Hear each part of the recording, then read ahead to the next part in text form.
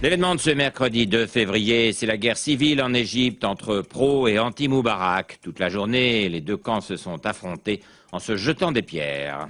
Ah, apparemment, ça devrait finir bientôt. Il reste presque plus de cailloux. Nous sommes en 2011 et vous regardez l'ancêtre d'Internet. Bonsoir. On commence par les nouveaux déboires de Michel Alliot-Marie avec la Tunisie. Après avoir maladroitement soutenu l'ex-président Ben Ali, on apprend qu'à Noël, la ministre des Affaires étrangères a profité du jet privé d'un proche du dictateur. Madame Alliot-Marie, vous avez tenu à réagir. Vous nous confirmez que vous n'avez aucun lien avec le président Ben Ali? Franchement, Monsieur Pipidi, j'y suis outré de ces accusations Nardenamouk. Sur le Coran, jamais, j'y dis bien jamais, j'ai mis les pieds en Tunisie. Voilà, c'est pas mon ami, Ben Ali. Je suis peut-être naïf, mais moi je la crois.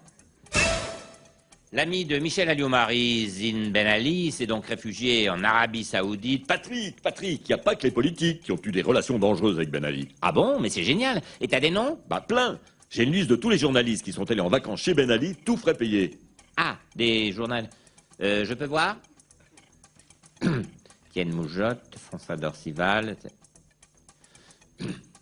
Bon, c'est n'importe quoi, Harry, c'est un tissu d'ânerie. Mais pourquoi tu fais ça? Parce que ces noms sortent de nulle part. Patrick, ne dis pas que ton nom figurait sur cette liste. Quelle liste? Mais quelqu'un a vu une liste ici? Patrick. Bon, concentre-toi plutôt sur Michel Alliot-Marie. C'est elle qui est proche de Ben Ali, qui l'a défendue. Alors tu mets le paquet sur elle et elle seule. Pas la peine d'aller chercher plus loin ou de remuer des affaires de plusieurs semaines. Bon, allez, au boulot, ou au chômage, si tu préfères. D'accord. L'ami de Michel Alliot-Marie, Ben Ali, s'est donc réfugié en Arabie Saoudite. Désormais, l'ex-dictateur vit reclus dans un hôtel de luxe. Bonjour, monsieur Ben Ali. Je voudrais réserver un cours de tennis pour 4, c'est pour faire un double. Très bien. Je peux avoir le nom de vos partenaires? Oui, Hosni Moubarak, Mohamed VI et Bouteflika. Ah, mais pour quand? Pour demain soir 19h, je pense que tout le monde devrait être là. Inch'Allah. L'Égypte est donc à son tour en proie à une révolution. Tout le Maghreb est en ébullition. Dans chaque pays, le peuple gronde. Monsieur Hamidi, pourquoi vous êtes en colère? Ça peut plus durer. On vit en dictature. Il y a de la corruption à tous les étages, des malversations. Le président met des proches à lui et des gens de sa famille. Il y a des postes importants. Il s'occupe que des puissants.